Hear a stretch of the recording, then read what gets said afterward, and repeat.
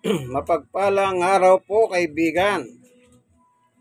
Ito po ang inyong kaibigan kay Jesus, Brother Manny Bautista. Nasa tahanan po ako ni Nanay Tale Aguinaldo Santos sa may San Felipe Street sa Barangay 104, District 1, Zone 8 sa may Tondo, Manila. Ano po? Ako po ay nagsasagawa ng home Bible study. Ano po? Ito po, para makita po natin si Nanay Tali. Maghapon na. Nakahiga na na. Ayan. Meron siyang karamdaman po. Meron siyang karamdaman. Kung gusto niyo pong tumulong sa kanya, pwede niyo po siyang bisitahin dito po sa San Felipe Street. Ano po? Corner Lacson. Barangay 104, District o Zone 8, District 1, Tondo, Manila. Ayan, ano po? Ang papaksayin po natin, ang sakit. Ang mga taho, hayop, alaman, dinadapuan po sila ng sakit. Akala nyo, tao lang ang nagkakasakit, maging mga hayop man, maging mga halaman man. Dumarating po ang iba't ibang sakit sa kanila. Okay? Ngayon, yung sakit, kanya lang yung ibang tao, ang sinasabi nila, nung araw po, meron po akong nakitang isang lalaki na nagtutungkod sa kalsada.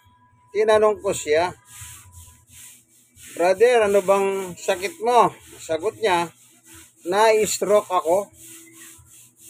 "Ilang taong ka nang na-stroke?" Ang sagot niya, 5 taon. Tanong ko ulit sa kanya, "Bakit ka na-stroke?" Alam niyo po ba kung anong sagot niya? "Pinarurusahan ako ng Diyos." O, kita niyo po, siya mismo, hinatulan niya kanyang sarili. Sabi ko, nagkakamali ka, brother. Ang Diyos ay hindi umaatol sa mga buhay. Ang mga buhay, tinutulungan ng Diyos. Isipin mo, sabi mo, 5 taong ka ng stroke. O, kung hindi ka tinutulungan ng tao, ng Diyos, di sana nung unang na-stroke ka, at timano, namatay ka na. Pero ngayon, 5 taong naglalakad ka, nakakapagsalita ka pa. O, nagbago lang ang iyong kondisyon sa katawan. Ngayon, tanong ko, bago ka ma-stroke, ano bang klaseng buhay mayroon ka? Ang sagot niya, bisyo, inom ng alak, sigarilyo, lahat ng bisyo. O, ano yung bisyo? Yung katawan mo, pinasasaya mo. Yung katawan mo, pagmamayari ng Diyos. Bigay ng Diyos, yung buhay mo, yung lakas mo, yung ininga mo, lahat yan galing sa Diyos. Sabi ko sa kanya, dapat gamitin mo ang binigay ng Diyos sa iyo. Ang problema, ginamit mo pala sa bisyo. Ngayon nagkasakit ka, pagbibintangan mo pa ang Diyos na pinarusahan ka. Tandaan mo, ikaw ang may kasalanan, kaya ka na-stroke. Kasi nga, nabubuhay ka sa bisyo. Yang bisyo ay produkto ni Satanas. Hindi produkto ng Diyos yan. No, kaya ka nagkasakit ka ako. Ayan, ano po? Kaya yung sakit, hindi ka pinarurusahan kasi nagkasakit ka. Hindi. Mahal ka na nga ng Diyos eh. Yung hangin na binibigay ng Diyos na walang bayad, pag may sakit ka, umihinga ka sa bahay, walang bayad. O hindi ba? Mahal ka niyan. Binibigyan tayo ng magandang panahon. Tuwing matulog tayo sa gabi, niingatan tayo ng Diyos. Pagdating ng umaga, ginigising tayo ng Diyos. Oh, yan ba ang Diyos na mapagiganti? Hindi. Ang Diyos ay mapagmahal. Kay masama kang tao, kay mabuti kang tao, mahal na mahal tayo ng Diyos. Tandaan nyo po yan. Ngayon, ang papaksayin natin yung sakit. Ano po? Lalo na yung mga may sakit sa inyo dyan, ha? Ingat kayo. Lagi kayo manalangin. Ito po, may babasahin po ako. May pinagaling po ang Diyos sa pamamagitan ng Panginoong Yesukristo. Nung panahon na nangangaral si Jesus dito sa mundo, sa lupa, ito po ang nangyari, ano?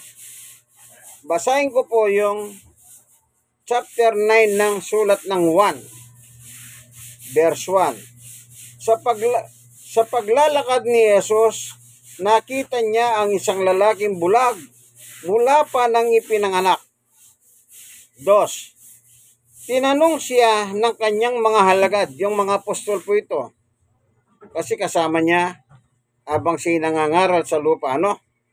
Rabbi, ibig sabihin po ng rabbi, guro o sa English, teacher.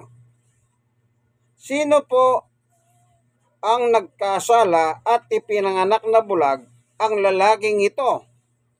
Siya ba o ang kanyang mga magulang? Sa 3, sumagot si Jesus, ipinanganak siyang bulag, hindi dahil nagkasala siya o ang kanyang mga magulang, kundi upang mahayag ang kapangyarihan ng Diyos sa pamamagitan niya. Yon. Yung po palang bulag na tinutukoy dito sa chapter 9 ng 1. Kaya po pala pinanganak na bulag, may layunin ng Panginoon Diyos sa kanyang buhay. Oh, sino po ba lumikha ng tao? Ang Diyos.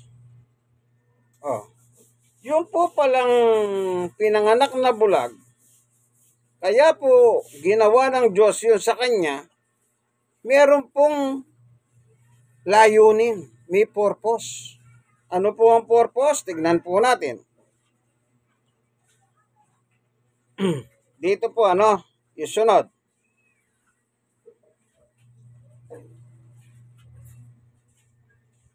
Sinabi ni Jesus sa bulag, ito, sa verse 6 muna po. Pagkasabi nito, dumura si Jesus sa lupa at gumawa ng putik. Pagkatapos ipinahid niya ito sa mga mata ng bulag. 7.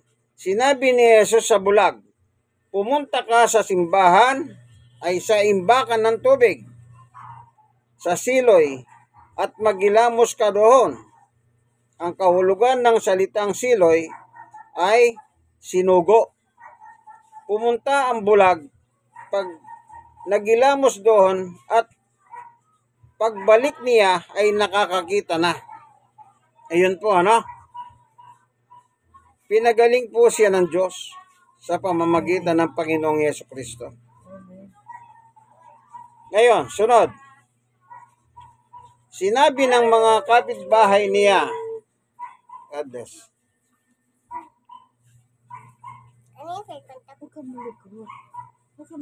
Sinabi ng mga kapitbahay niya at ng mga nakakakita sa kanya, noong siya'y namamalimos pa, hindi ba iyan ang lalaking nakaupo at namamalimos? 9. Sumagot ang ilan, iyan nga. Sabi naman ng iba, Baka mabuwal mo. hindi, kamukha lang. Kaya nagsalita ang dating bulag, ako nga po iyon. Ayan. So, sinabi ng bulag, kasi yung mga tao, nakita nyo naman po reaksyon ng tao. Ay, kamukha lang yan. Yung iba naman, ay hindi, siya nga yan. Kaya, nagtatalo ngayon yung mga tao. Kaya sabi ng bulag, ako po yun. Yan. Ako yun, sabi niya sa mga tao na nagtatanong doon sa bulag na pinagaling ng Panginoong Yesukristo. Ayan. Sa 10, paano kang nakakita? Tanong nila. 11, sumagot ang lalaki. Ito po sagot niya, ano? Sa verse 11, sumagot siya, ang lalaking tinatawag na Jesus ang gumawa ng putik at ipinahid iyon sa aking mata. Pagkatapos sinabi niya sa akin, pumunta ka sa Siloy at magilamos. Pumunta nga ako doon at nagilamos at nakakita na ako. Yan. Yung karamdaman po, may layunin ng Panginoon sa kanya. Siya po ay gumaling ng oras po ngayon. Isipin niyo po ipinanganak na bulag. Nung malaki na, nagpapalimos po. Nasumpungan niya po ang himala ng Diyos nang ang Panginoong Yesus ay nangangaral sa lupa. Doon po naganap yung sinasabi ni Jesus na may layunin ng Diyos sa kanya. Isipin niyo po yun. Yun pala ang purpose bakit po ipinanganak na bulag. Kaya kung may sakit ka man, may layunin sa iyo ang Diyos. Amen. Yung sakit mo, gamitin mo upang maparangalan ng Diyos. Ang maraming tao po nagkakaroon ng karamdaman, imbis na sabihin nila yung kabutihan ng Diyos sa kanila, kagaya ng lalaki, sabi ko, isipin niyo po, sinabi niya, pinaparusahan ako ng Diyos. O, kita niyo po? Walang karangalan ng Diyos sa kanya. Manapa, pinagbibintangan niya pa ang Diyos na mapaghiganti, mapagparusa. Ano po? Ako po, sa totoo lang 4 na taon na po akong stroke patient. 4 years. Nangyari po yun nung August. Kaya nung August, 4 na taon na po. Pero sa biyaya ng Diyos, pupunta po ako ng ospital. Kaya si Nanay Talina, kilala ko po sa ospital yan. Nagpapatingin siya at ako'y nagpapatingin din po sa isang ospital. Sa Mother and Child, dito po sa Tondo. Kaya ko po siya nakilala.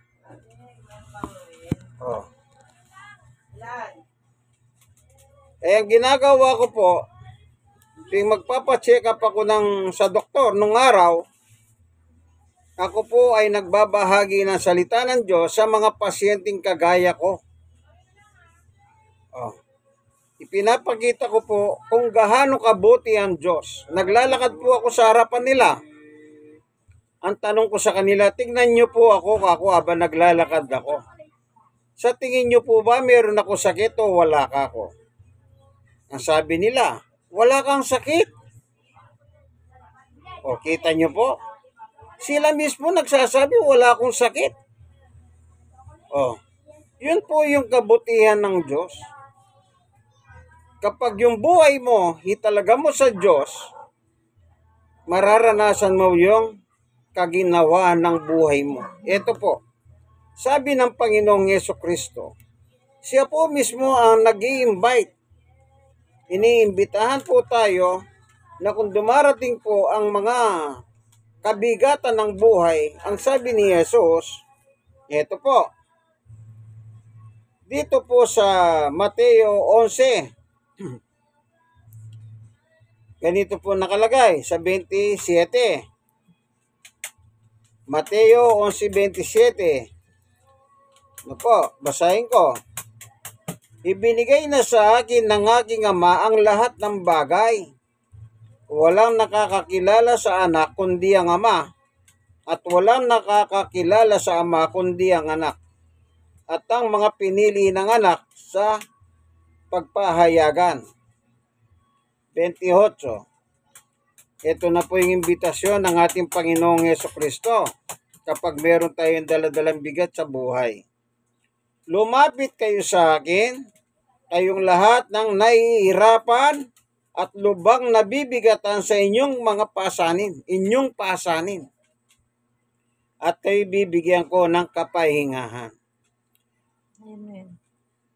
Alam niyo po, ako ngayon, 4 years na po yung stroke na nagdahan sa akin. 4 years yan. August yun, September, October, November.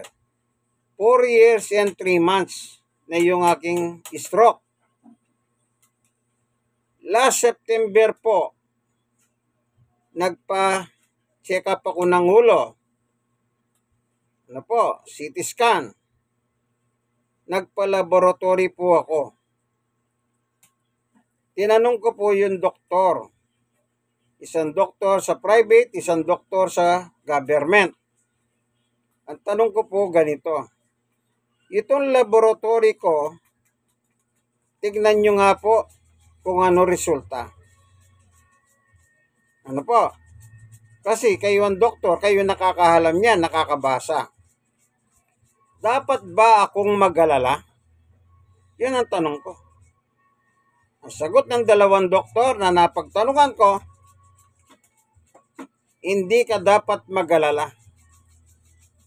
Kasi po yung laboratory ko, almost perfect ang resulta. Praise the Lord. Amen. Yung CT scan ko po sa utak,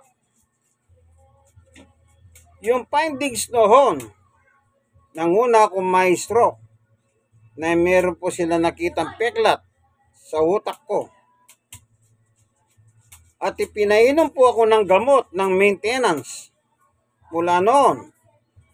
May git na 3 taon po akong umiinom ng maintenance ko. Kaya nung September na nagpa-CT scan ako sa utak, yung peklat nandun pa. Nandun pa.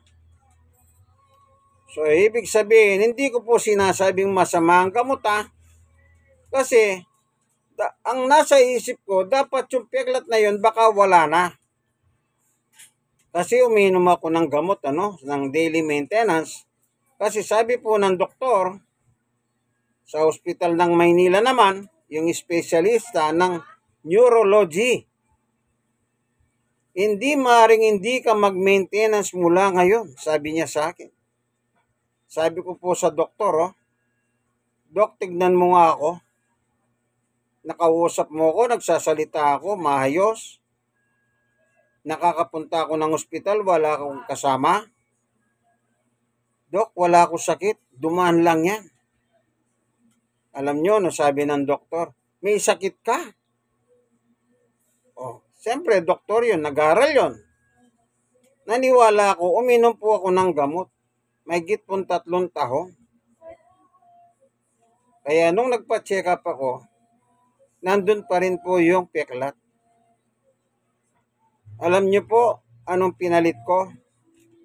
Umiinom ako ng garlic water with calamansi araw-araw. Ting umaga, bago mag-almusal, at sa gabi, bago matulog.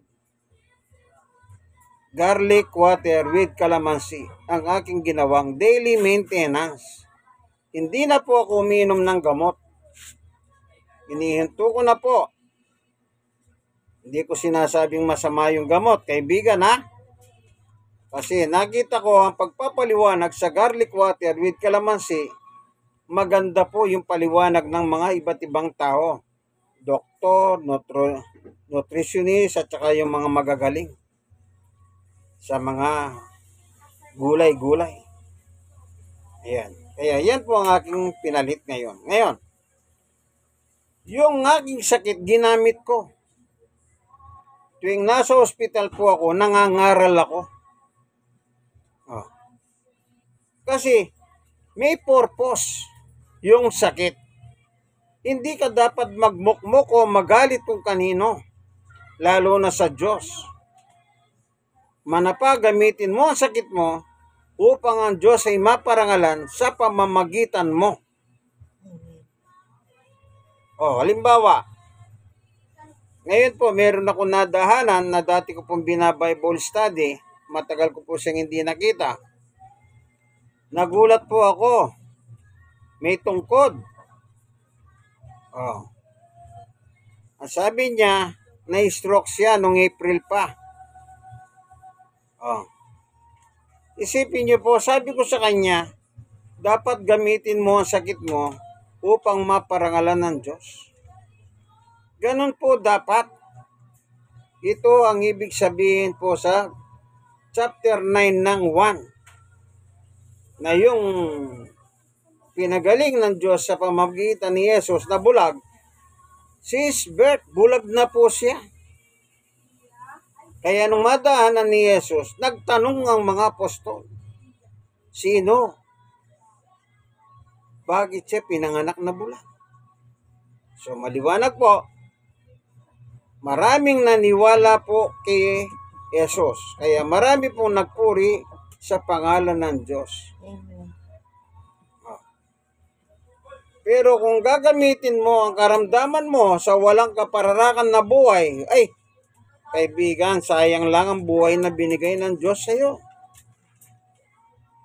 Tandaan mo, yung hininga mo, galing sa Diyos. Yung buhay mo, galing sa Diyos.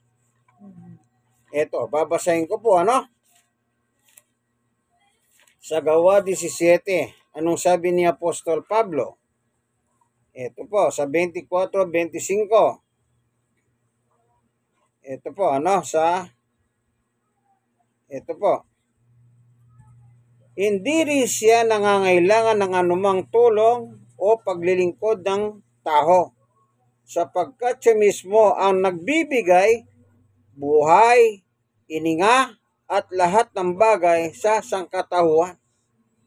Ito po ang Diyos na may lumikha ng langit lupa. Sa 24, ang Diyos na gumawa ng sanlibutan at lahat ng naririto ay ang Panginoon ng langit at lupa.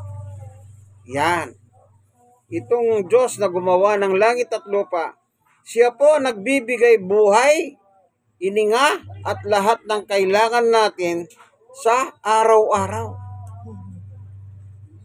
Oh. Kung siya nagbibigay ng buhay, kanino natin gagamitin ang buhay natin? Di natural sa Diyos, parangalan natin ang Diyos sa pamamagitan ng ating buhay na galing sa Kanya. O ito pa po, meron pang ebidensya.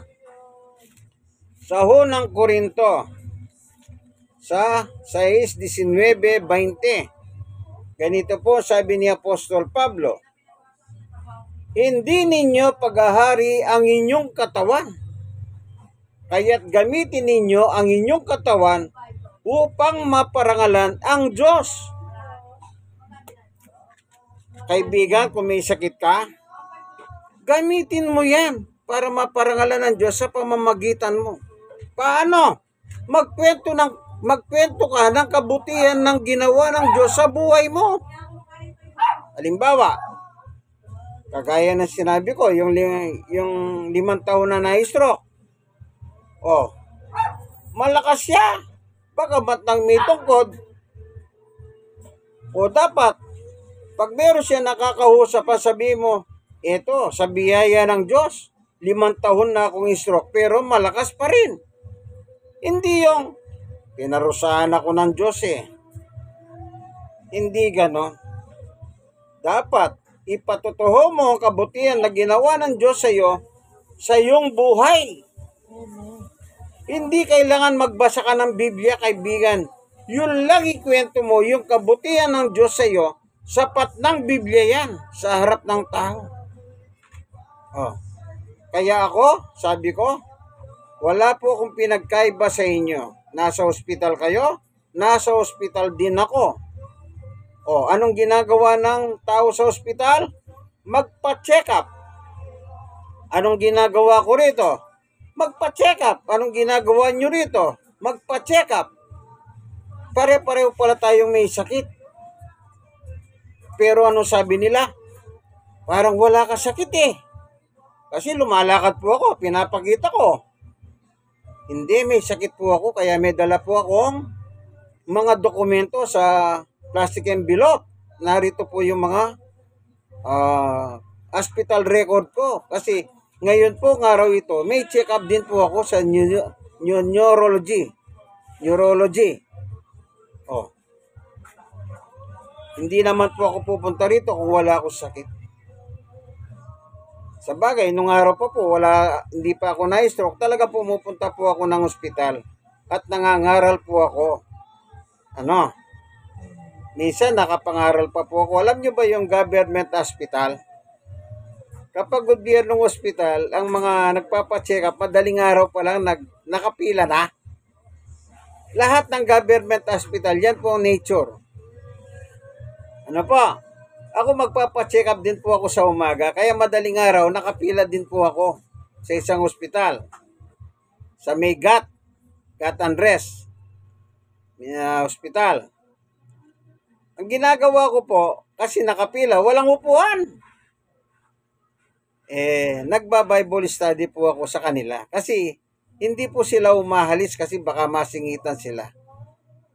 Madaling araw, alas 5, ba-Bible study po ako.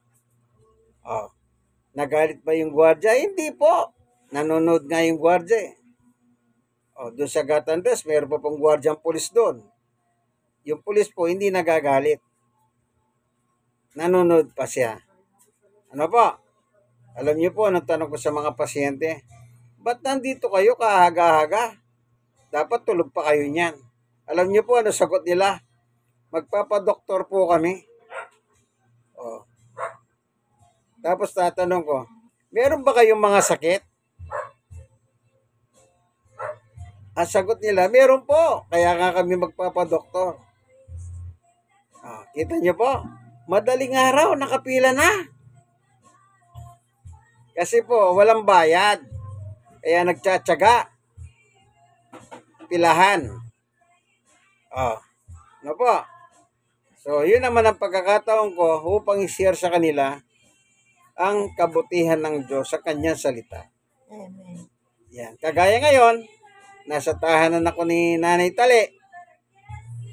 Nangangaral sa kanya, nagpapatotoo. Kasi, salita ng Diyos. Si Nanay Tali, bagamat meron siyang karamdaman, stroke din po siya. Sabi niya na stroke. Buhay siya. Umiinga siya. Bagamat bedridden siya. Dahil may buhay siya, kailangan niya rin po ang salita ng Diyos kahit nakaiga lang siya. Bakit? Ito po babasahin ko. Ang sabi ng ating Panginoong Yesukristo sa Biblia po, sa 6:63, ang Espiritu ang nagbibigay buhay, hindi ito magagawa ng laman. Ang mga salitang sinabi ko sa inyo ay Espiritu at nagbibigay buhay. Ano daw po yung salita ng Panginoong Yesus? Spirit and life giver. Tayo po, may mga buhay tayo, umiingat tayo. Kailangan po natin yung salita ng Diyos na pagkain ng ating kaluluwa. Dalawa po ang parte ng katawan ng tao, physical at saka spiritual. Yung physical, yung mga kinakain natin araw-araw, almusal, tanghalian at apunan. Yung salita ng Diyos para sa ating pangkaluluwa. Kasi buhay po tayo. Ganyan din po sinabi ni Apostol Pablo kay Timoteo. Nung panahon na nangangaral si Timoteo, meron po sinabi si Apostol Pablo. Ito po. Unang Timoteo 4. Ito po, sa 6. Habang tinuturo mo ito, dinudulutan mo rin ang iyong sarili ng pagkaing espiritual mula sa mga salitang pananampalataya at sa tunay na aral na sinusunod mo. Ano daw po yung aral? Pagkaing pang-espiritual. Yan po sabi ni Pablo. Kaya kapag nakikinig ka, kumakain ka ng pagkaing espiritual. Kaya dinadalaw ko po si Nanay Tali para makakain po siya ng spiritual food. Kasi hindi ko naman siya mapapakain ng pagkain. Baka hindi niya rin magustuhan kung pakakainin ko. Kasi, dahil may karamdaman, gusto ko, kakain siya puro masasarap. Baka hindi niya makain yung masasarap na bibiling ko. Kaya, spiritual food na lang po, ano? Ano pang sabi ni Pablo? Bukod sa pagkain spiritual. Sa 16, pakaingatan mo ang iyong sarili at ang iyong pagtuturo. Patuloy mong gawin ang mga ito sapagkat sa paggawa mo nito ay maliligtas ka pati na ang nakikinig sa iyo. Amen. Ito po yung importante, kaligtasan. Ang tao po pag namatay, dalawa ang patutunguhan. Kung hindi ka pupunta sa langit, pupunta ka sa impyerno. Pag ligtas ka, langit ka, hindi ka impyerno. Ito po yung isang mahalaga. Yung nakikinig ka sa salita ng Diyos. Kasi habang nakikinig ka, nasa iyo ang pagliligtas ng Diyos, nasa iyo ang pagkain ng gagaling sa Diyos pang-espiritual. Yan po, ganyang kahalaga ang pakikinig sa pangangaral. Minsan pa, ito po ang inyong kaibigan kay Jesus, Brother Manny Bautista. Nasa programa po kayong ang tunay na pagbubunyag ng katotohanan o salita ng Diyos ayon sa Biblia. Kaibigan, i-share mo naman itong aking munting video. At ikaw naman na sharean, i-share mo rin sa iba. Malay mo. Malay mo. Meron po silang madampot na mabuti dito. Ano po? Kaya, sana po, i-share nyo nang i-share ang salita ng Diyos. Minsan pa, ito po, nasa tahanan po ako ni Nanay Tale. Sa San Felipe Street, corner, Lacson, o sa kabila naman, JP Rizal Street, Barangay 104, Zone 8, District 1, Tondo, Manila. Kung gusto niyo po siyang makita, dalawin niyo po. Ito po. Ayan po siya. Salamat po. Ayan. Si Nanay Tale. Kita niyo po, wala pa kayong binibigay na tulong, nagpasalamat na. Gaano pa kaya kung madalaw ninyo siya?